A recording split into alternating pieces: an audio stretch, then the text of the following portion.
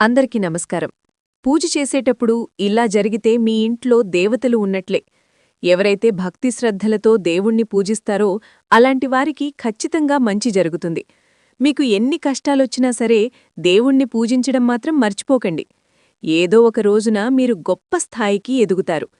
అయితే మన ఇంట్లో దీపారాధన చేసే సమయంలో ఆ దేవుడు ముందుగానే కొన్ని సంకేతాలను పంపిస్తాడట. ఆ శుభ సంకేతాలను గుర్తిస్తే దేవుని ఆశీర్వాదం సంపూర్ణంగా లభిస్తుంది.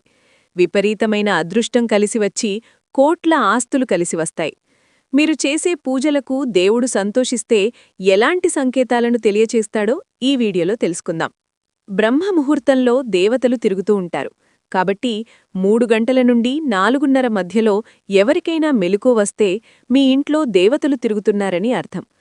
ఒక్కోసారి ఇంట్లో దీపారాధన చేసే సమయంలో మనకు తెలియకుండానే కన్నీళ్లు వస్తాయి.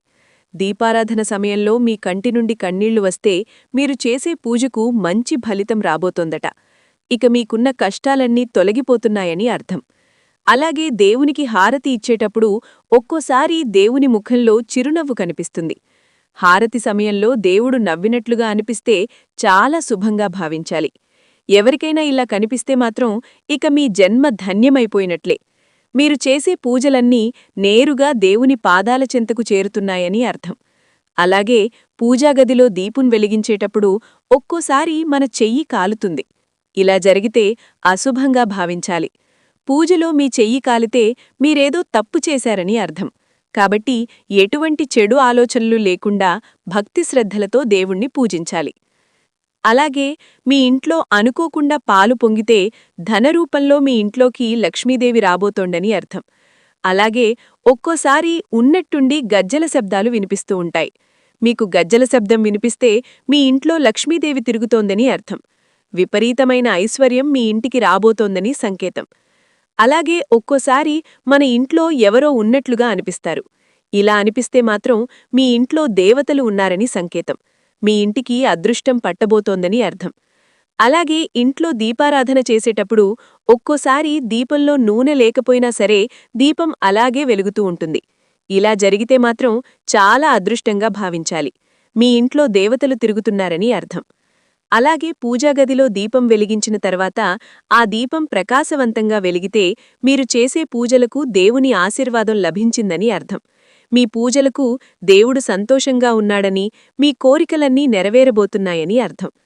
అలాగే ఇంట్లో దీపారాధన చేసే సమయంలో దేవుడి పటం నుండి పువ్వులు పడితే చాలా శుభసంకేతంగా భావించాలి. దేవునికి పెట్టిన పువ్వులు అకస్మాత్తుగా కింద పడితే మీ పూజలకు దేవుడు సంతోషంగా ఉన్నారని, మీ ఇంటికి మంచి జరగబోతోందని శుభసంకేతం. ఈ పువ్వులను దేవతల ఆశీర్వాదంగా భావించి మీ బీరువాలో పెట్టుకుంటే డబ్బు పరంగా మీ ఇంటికి బాగా కలిసివస్తుంది. జీవితంలో డబ్బు కొరతే ఉండదు. ఇంట్లో దీపారాధన చేసే సమయంలో కొంతమందికి ఆవలింతలు వస్తాయి. పూజా సమయంలో ఆవలింతలు వస్తే మీ ఇంట్లో దుష్టశక్తులున్నాయని అర్థం. అలాగే ఒక్కోసారి ఉన్నట్టుండి దేవుని కుంకుమ చేజారి కింద పడుతుంది. ఇది చాలా అశుభంగా భావించాలి. పూజా సమయంలో ఇలా జరిగితే మీ భర్తకు సమస్యలు రాబోతున్నాయని అర్థం. ఇలా కుంకుమ కింద పడినప్పుడు దాన్ని చీపురుతో ఉడవకుండా ఆ కుంకుమను చేత్తో తీసేసి పారుతున్న నీటిలో కలిపితే ఎలాంటి దోషం ఉండదు. అలాగే దీపారాధన సమయంలో దీపం కొండెక్కితే మీ కుటుంబంలో సమస్యలు రాబోతున్నాయని అర్థం. పూజలో దీపం కొండెక్కితే ఓం నమఃశివాయ అనే మంత్రాన్ని జపించి కొత్త దీపాన్ని వెలిగిస్తే ఎలాంటి దోషం ఉండదు. అలాగే దీపంలోని వత్తలు పూర్తిగా కాలిపోతే మీ ఇంటిపై దేవుని ఆశీర్వాదం ఉందని అర్థం. అలాగే మీ పూజాగదిలో బల్లి కనిపిస్తే మీ ఇంటికి డబ్బు రాబోతోందని సంకేతం. బల్లులను లక్ష్మీదేవి సంకేతంగా భావిస్తారు కాబట్టి మీ పూజాగదిలో బల్లి కనిపిస్తే మీ ఇంట్లోకి లక్ష్మీదేవి రాబోతోందని అర్థం. అలాగే మీ పూజాగదిలో నల్లచీమలు కనిపిస్తే మీరు త్వరలోనే ధనవంతులు కాబోతున్నారని, జీవితంలో గొప్ప స్థాయికి ఎదగబోతున్నారని అర్థం.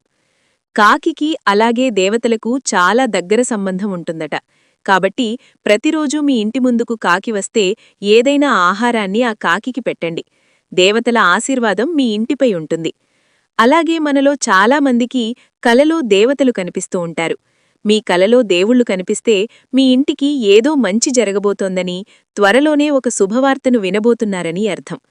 అలాగే దీపారాధన చేసే సమయంలో ఒక్కోసారి దీపం నుండి శబ్దాలు వస్తాయి. ఇలా అస్సలు రాకూడదట. దీపం ప్రశాంతంగా వెలగాలి. అంతేకాని శబ్దం చేస్తున్న దీపం వెలిగితే పూజలో తప్పులు చేస్తున్నారని అర్థం. దేవుని పూజలో కొబ్బరికాయ కొళ్ళితే వెంటనే దాన్ని తీసేసి మీ కాళ్ళు చేతులను శుభ్రంగా కడుక్కొని కొత్త కొబ్బరికాయను కొట్టండి. ఇలా చేయటం వల్ల ఎలాంటి దోషం ఉండదు. అలాగే దేవునికి పెట్టిన నైవేద్యానికి తరచూ చీమలు పడుతూ ఉంటే మీ నైవేద్యాన్ని దేవుళ్ళు స్వీకరించారని అర్థం. మీ ఇంట్లో ఒకే చోట 3 బల్లులు కనిపిస్తే మీ ఇంట్లోకి లక్ష్మీదేవి రాబోతోందని అర్థం. అలాగే తులసి మొక్క దగ్గర బల్లులు కనిపిస్తే మీ ఇంటిపై లక్ష్మీదేవి ఆశీర్వాదం ఉందని అర్థం.